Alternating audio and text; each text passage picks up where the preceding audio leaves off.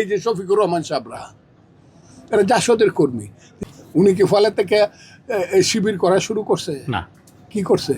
বাম রাজনীতি। হ্যাঁ, বাম রাজনীতি, জাসদ করছে। আরে দৌড়াইছে সিলেট গেলে আমরা ফিসে, আমি আর মান্না একসাথে গেছি, মদন দৌড়াইছে, মেডিকেলে পড়তো।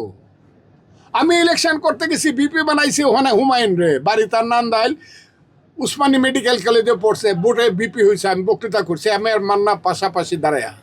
ওই সময় এরা কর্মী, এই এই যে শফিকুর রহমান সাহেবরা, এরা জাসদের কর্মী।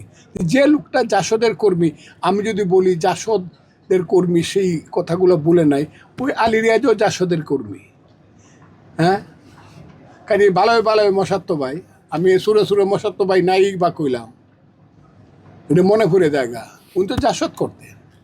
উনি এক করে বাংলাদেশ এক করে ইসলাম শিখাই দিব, তাহলে বাংলাদেশে শাহজালাল আইছিল কেন?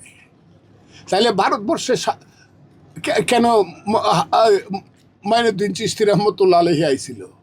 কেন নেত্রকোনায় শাহ সুলতান শুয়ে আছে এখন থেকে 1000 বছর আগে?